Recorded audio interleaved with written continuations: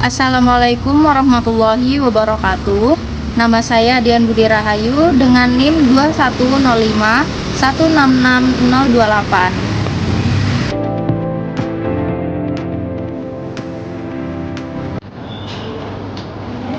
Pelajaran itu ya? Iya, Bu.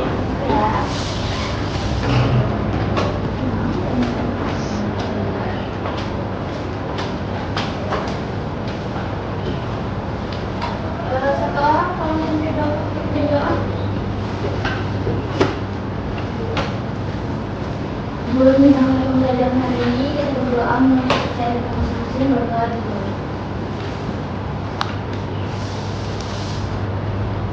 Berdoa selesai. Ya, terima kasih. Presensinya ada yang nggak masuk? Ada yang dua orang dia. Yang kan satu saja. Ini kok ada lemes ini? Puasa.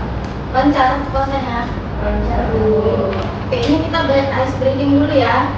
Nanti kalau ibu bilang semangat, kalian semangat, semangat, gitu ya. Yuk, 1, 2, 3. Semangat.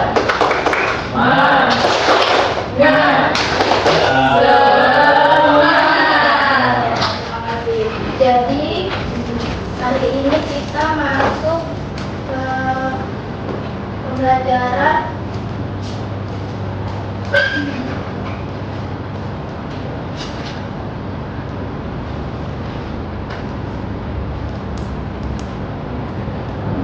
bisakah satu orang tolong?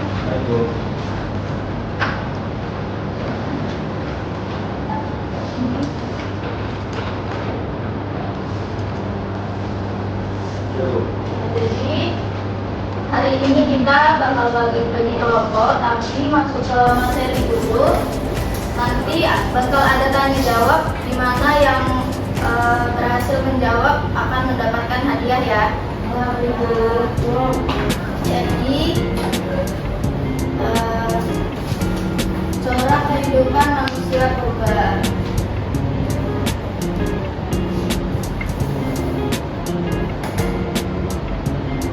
Ada yang tahu jenis-jenis manusia purba di Indonesia? Boleh. Ya, boleh. Ya, ada lagi? Ya.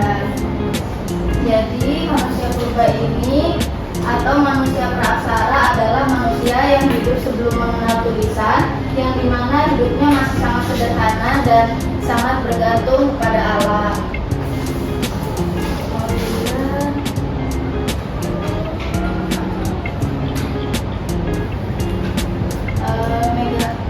Meganthropus paleojavanicus. Tolong dibacakan Mas Dayek. Meganthropus paleojavanicus. Ciri-cirinya mempunyai konjolan tajam di kepala, bertulang gigi tebal dengan konjolan kening yang dicolok, mempunyai otot tangan gigi yang besar dan kuat, volume otak 900 cc, tidak mempunyai dagu, dan yang terakhir mempunyai otot yang besar dan kuat. Iya, jadi Meganthropus paleojavanicus ini yang dimana berasal dari megan atau besar, anthropus yang artinya manusia, paleo yang artinya tua, dan javanicus yang artinya dari Jawa. Meganthropus ini ditemukan di Sangiran, Jawa Tengah antara tahun 1936 sampai 1941 oleh peneliti Belanda yang bernama Von Koenigswald.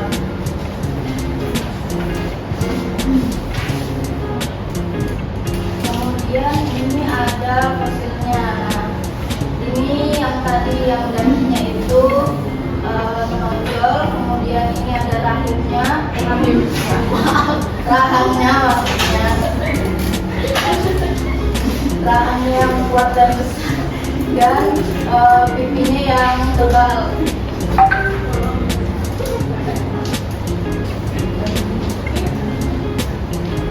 Kemudian untuk Pithecanthropus bisa dibacakan Ica.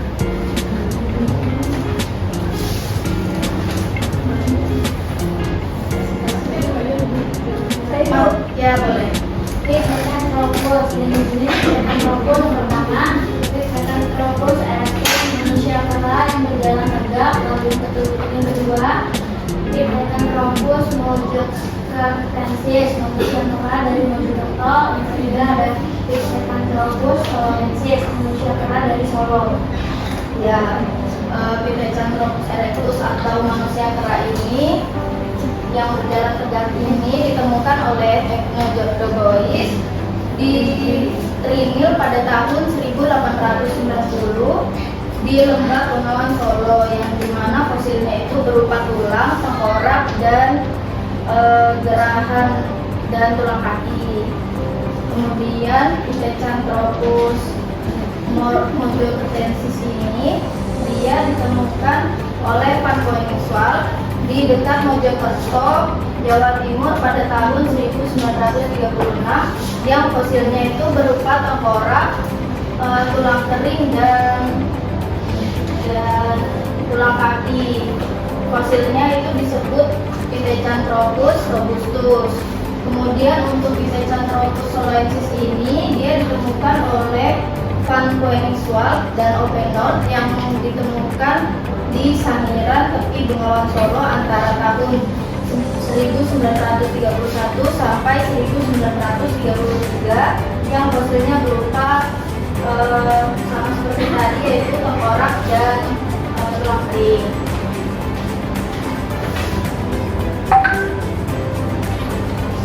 Nah, ini fosil dari Pithecanthropus tadi ya. Kemudian ada Homo sapiens. Dibacakan Mbak Lila. Homo sapiens, ciri-ciri: tinggi 130 sampai 210 cm, beratnya 30 kg sampai 150 kg. Homo sapiens memiliki volume otak 1000 sampai 2000 cc dengan rata-rata 1350 sampai 1450 cc. Berjalan tegak, mukanya tidak terlalu menonjol ke depan, lalu mampu membuat peralatan dari batu dan tulang walaupun sederhana. Ya, jadi Homo sapiens ini dia mampu membuat peralatan dari batu dan tulang meskipun sederhana. Nah, ini fosil dari Homo sapiens tadi. Di mana otaknya sedikit besar. Dia mempunyai volume otak 1000 sampai 2000 cc. Kemudian ada Homo habilis. Nah, kalian boleh searching ciri-ciri dari Homo habilis ini. Nah, dari sekarang ya.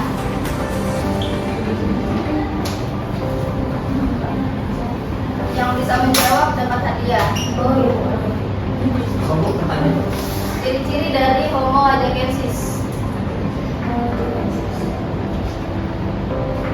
Sambil searching, ditemukan oleh Van Richthofen pada tahun 1889 di Wajak, dekat Tulungagung, Jawa Timur, yang fosilnya berupa tengkorak besar dengan ukuran sekitar 130 sampai 210 cm dan berat badan sekitar 30 kg sampai 150 kg, sama seperti Homo sapiens tadi.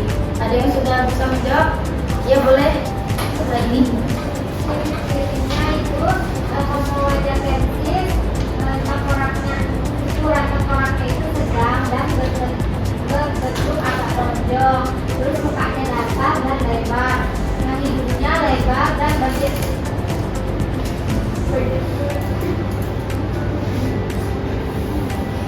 Boleh dilanjut ke yang lain? Ayo, boleh. Nabila.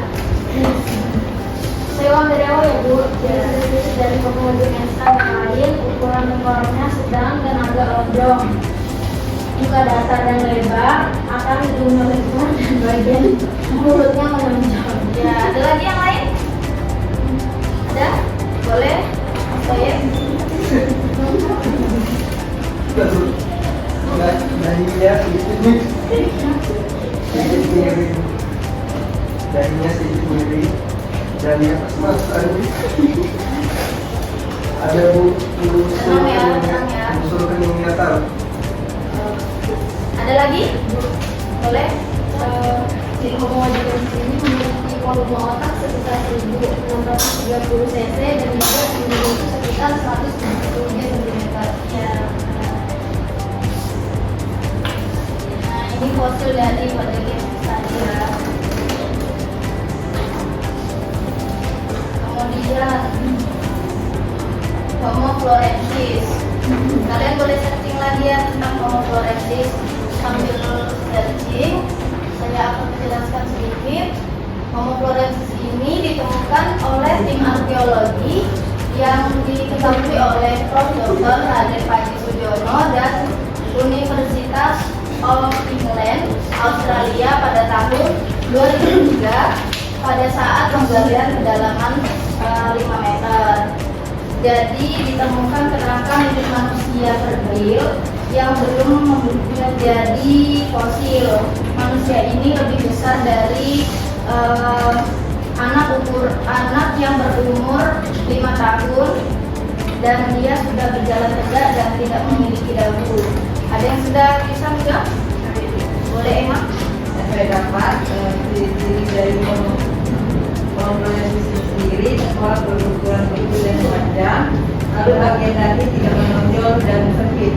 Lalu yang ketiga itu volume otak 380 cc, tinggi badan sekitar 1 cm, berat badan sekitar 25 kg atau sekitar pinggang manusia normal. Ya, ada lagi? Fitri mungkin boleh? Cirinya itu tinggi badannya bisa mencapai 1 meter, terus bentuk dahi yang sempit dan tidak menonjol, berwarna kepala yang kecil dan tulang belakang yang menonjol.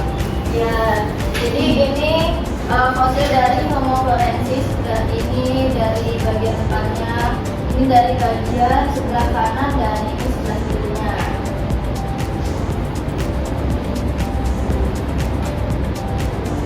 Jadi kalian tahu nggak bagaimana manusia purba bertahan hidup? Ayo, boleh? Aku tuh dengan cara berburu dan meramu. Ya, boleh. Ada lagi? Boleh, boleh. Nanti lalu ada Ya. Ada lagi? Ada lagi nggak? Ada banyak yang belum tahu ya? tanam bu. Ya? Tanam. Oh iya, boleh. Nah, jadi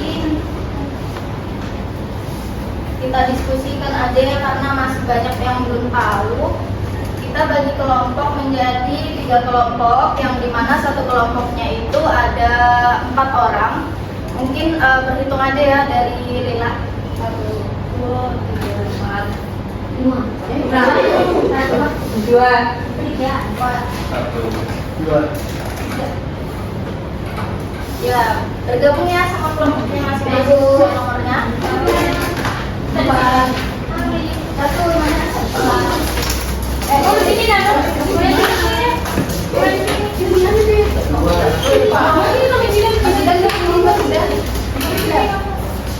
di sini nomor 2 ya sih. Kalau saya sini ada 2 emang. Saya tinggal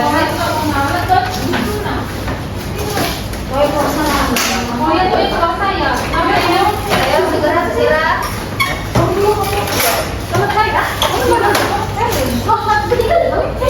sudah ibu. Ya, sudah semuanya? Sudah. Nanti kita simak videonya masing-masing, lalu kita diskusikan ya. Mereka makan apa ya? Kira-kira mereka hidup di mana? Kehidupan masa prasejarah terjadi dalam 3 tahap, yaitu tahap berburu dan meramu, bercocok tanam, dan tahap perudagian. Masing-masing terjadi secara berangsur-angsur dan dalam waktu yang lama.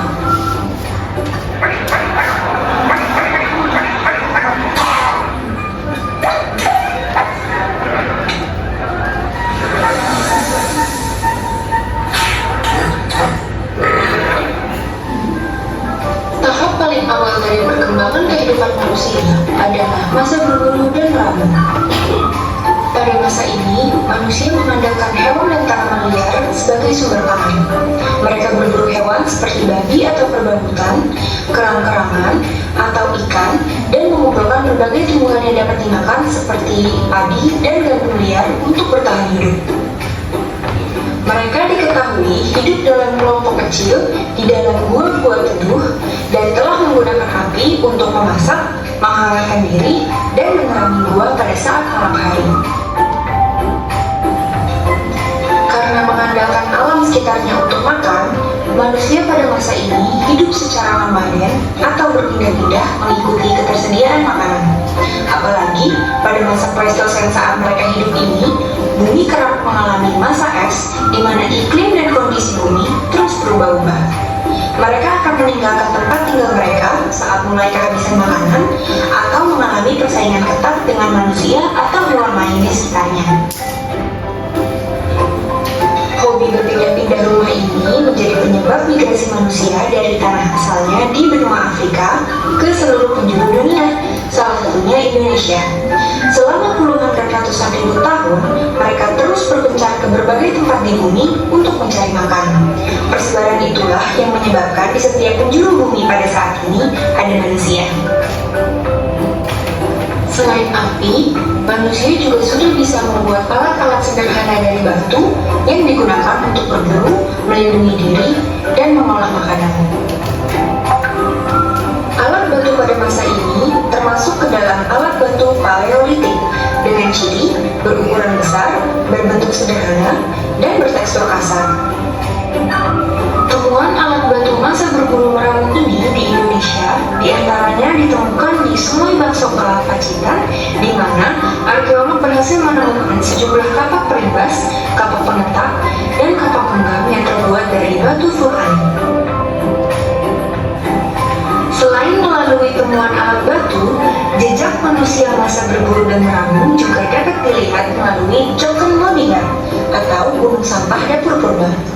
Gunung sampah ini terbentuk dari cangkang-cangkang kerang sisa makanan manusia purba karena seperti yang kita sudah ketahui, mereka mencari makanan salah satunya melalui berburu dan mengumpulkan kerang-kerangan untuk dimakan dagingnya. Cokon Modingan di Indonesia dapat ditemukan di sekitar pesisir Sumatera bagian utara.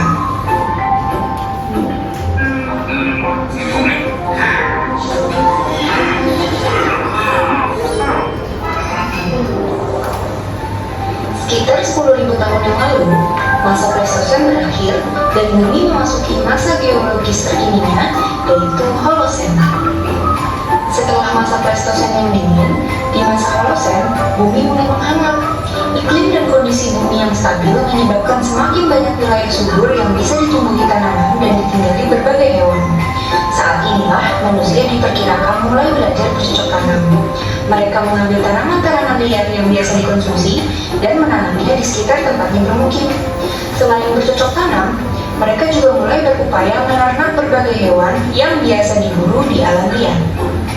Kegiatan bercocok tanam ternyata terbukti lebih efektif untuk memenuhi kebutuhan pangan mereka dibanding berburu hewan dan mengumpulkan tanaman liar. Sehingga perlahan-lahan manusia beralih kepada kegiatan tersebut untuk bertahan hidup dan meninggalkan gaya hidup yang lama. Kedua keterampilan baru inilah yang menjadi asal mula lahirnya berbagai spesies tumbuhan pangan dan hewan ternak yang kita kenal sekarang. Seperti misalnya padi. Pada masa prasejarah diperkirakan manusia mengkonsumsi padi liar dengan spesies Oryza rufipogon. Keberadaan bercocok tanam kemudian menghasilkan sebuah spesies baru yaitu Oryza sativa yang merupakan nasi yang kita konsumsi pada hari ini. Banyak sumber makanan yang kita kenal pada hari ini merupakan versi terbaru yang lahir akibat kegiatan bercocok tanam kira-kira 10.000 tahun yang lalu. Karena tidak harus pergi jauh untuk mengisi perut lagi, manusia perlahan meninggalkan kehidupan nomadennya dan mulai menetap di daerah-daerah subur. Iklim yang hangat juga membuat mereka bisa mulai bermukim di luar gua. Umumnya, pemukiman masa ini berada di sekitar sungai atau sumber air lainnya untuk memenuhi kebutuhan minum dan pengairan. Selain pasokan makanan, hal lain yang juga bertambah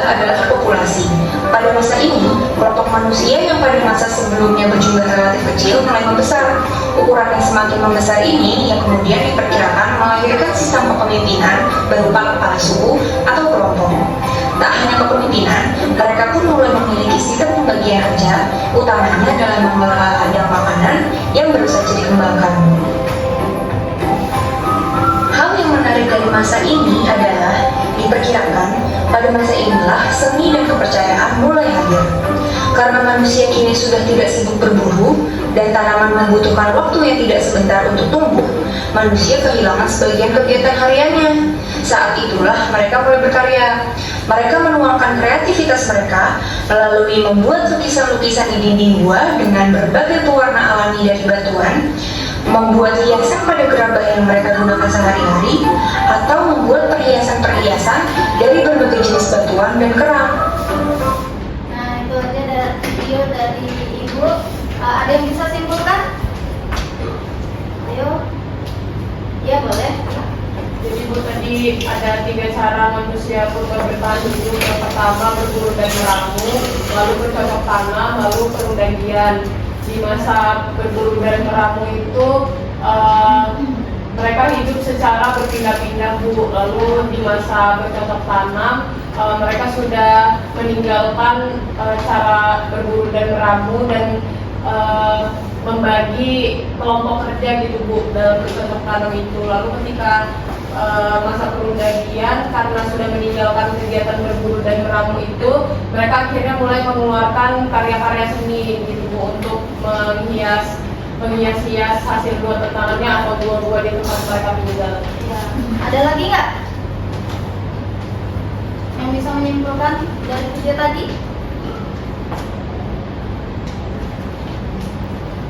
Nggak ada? Nggak ada. Ya, kita diskusi kelompok aja ya. Jadi ini kertas untuk kalian jawab dari kelompok 1, 2, dan 3 itu membahas tentang jenis-jenis manusia purba. Nanti jawabannya kalian tulis di sini aja ya, secara singkat aja. Boleh searching tapi 1 HP aja, 1 kelompok ya. Nah, ini kok enggak Apa dia bukan tidak? Apa kamu tulis? 1 HP ya. Dia Bu.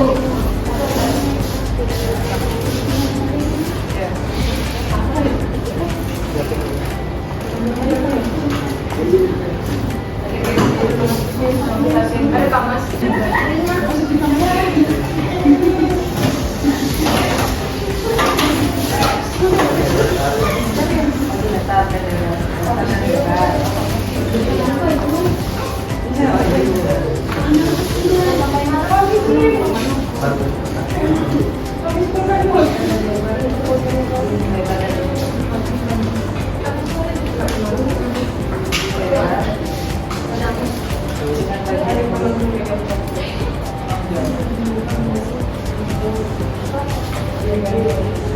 Kerja sama ya. Ini ada hadapan dong.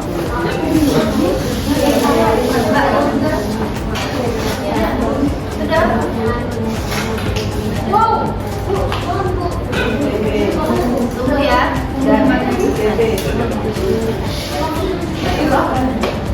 TB-nya 130. Sampai 2 nggak ada.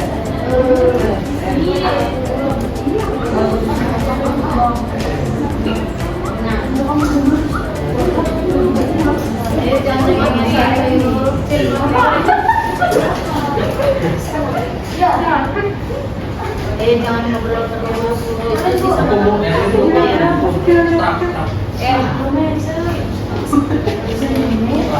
Yang sudah ditunggu temannya ya.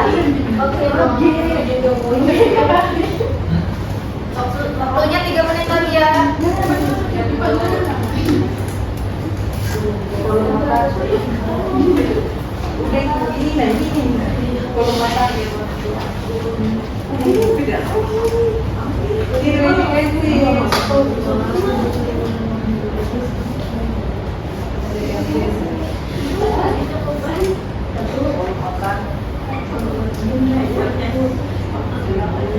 Ini sudah selesai.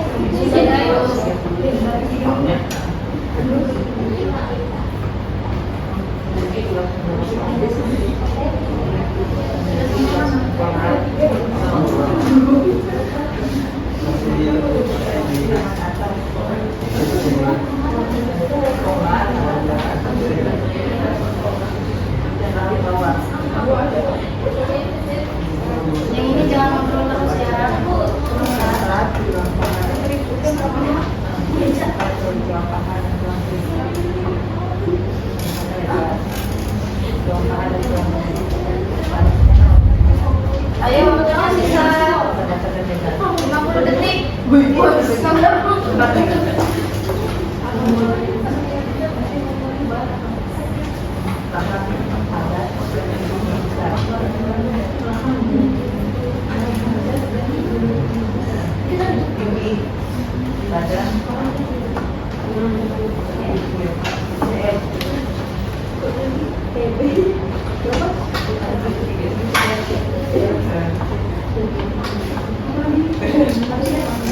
Sudah Ibu.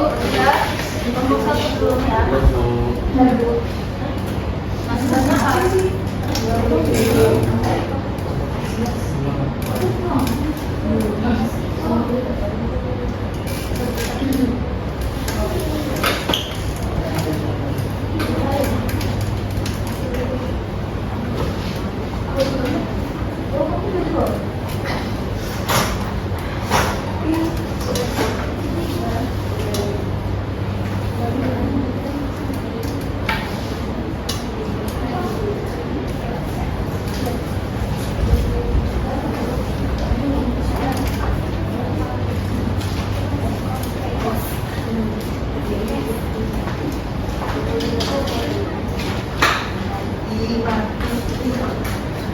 Sudah selesai semuanya?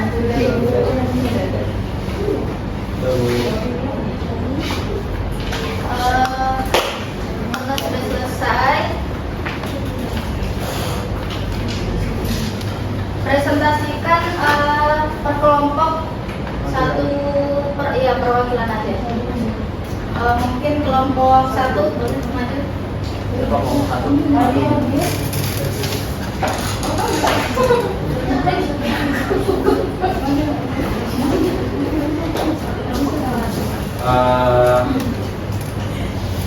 Jenis-jenis manusia purba serta penumbuhnya. 1. Meganthropus paleojapanicus ditemukan oleh von Koenigswald. Terus selanjutnya Pithecanthropus erectus Eugene Dubois. Terus Pithecanthropus monocetensis von Koenigswald. Habis selanjutnya Homo wajakensis yaitu Van Richthofen. Yaitu selanjutnya Homo soloensis yaitu von Koenigswald. Homo florensis Brown, Torrington, dan Marwood. Dan selanjutnya Homo sapiens unknown atau tidak diketahui. Ya, tangan untuk kelompok 1. Selanjutnya kelompok 2. Ayo.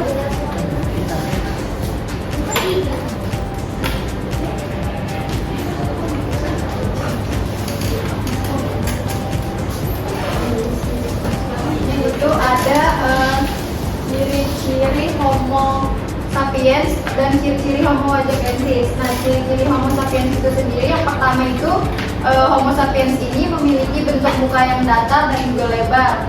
Kemudian hidungnya lebar dan juga bagian mulut yang menonjol. Kemudian berat badan Homo sapiens ini yaitu 30 sampai dengan 150 kilogram dan juga tinggi badan sekitar 130 sampai 210 cm dengan volume otaknya lebih berkembang. Kemudian ciri-ciri Homo wajakensis itu sendiri yaitu memiliki volume otak sekitar 1360 cc. Kemudian memiliki tulang tengkorak, rahang atas dan rahang bawah serta tulang paha dan tulang kering. Kemudian muka datar dan Homo sapiens itu juga memiliki Homo wajakensis ini juga memiliki muka datar dan lebar. Kemudian rahangnya padat dan memiliki gigi yang besar. Tinggi badan Homo wajakensis ini yaitu sekitar 173 cm. Tepuk tangan untuk kelompok 3 dipresentasikan minggu depan ya. Saya tutup aja mata pelajaran hari ini. Kurang dan lebihnya mohon dimaafkan. Wassalamualaikum warahmatullahi wabarakatuh. Waalaikumsalam warahmatullahi wabarakatuh.